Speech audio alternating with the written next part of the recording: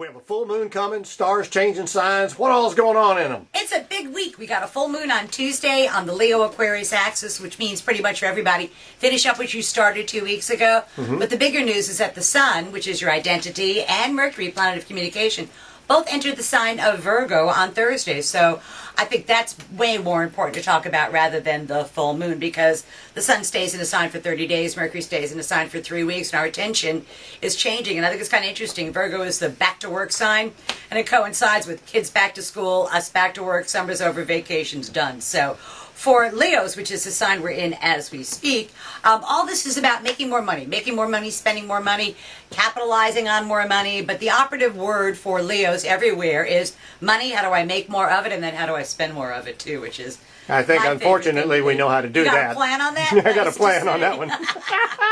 As for Virgos, the Sun and Mercury are in their sign for the first time in a year, and Virgos have had to go very, very slowly the past month or so because it's been the end of their solar year. Well, that stuff ends on Thursday, and they come out guns blazing, ready to act and put a bunch of things into motion, full of energy, full of vitality, and they're going to use their words to get what it is that they want. For Libras, it's a time to take a step back, take a bit of a respite, to try and finish up what you've worked on for the last year or so. There's no energy really for Libra to start new projects, so it's a time of finishing up old projects. And Libras, don't be afraid to ask for help because you'll get it.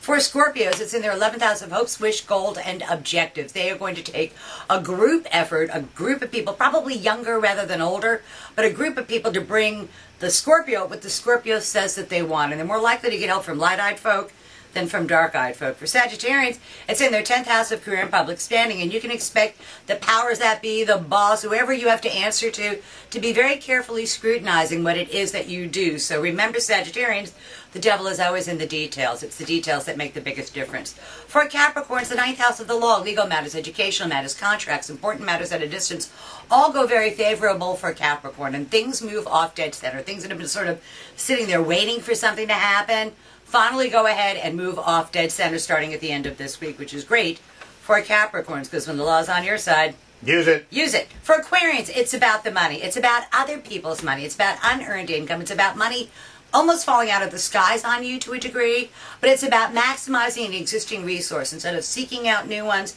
you want to capitalize and maximize, Aquarians, your existing resources. For Pisces, sit on down because your partners have a litany of things they're going to say to you. It's a laundry list of complaints and here's what we should do and here's what we should do. And the Pisces' best moves is to go, okay, and just say yes rather than fight it, because they won't get you where the details are lined up against them. For Aries, it's about work. It's about some obstacle that had been in the Aries way gets out of the Aries way, and they get to do their job to the very best of their ability and get a good result with it. And also, Aries, whatever medical things you're worried about, not nearly as bad as you're afraid that it is.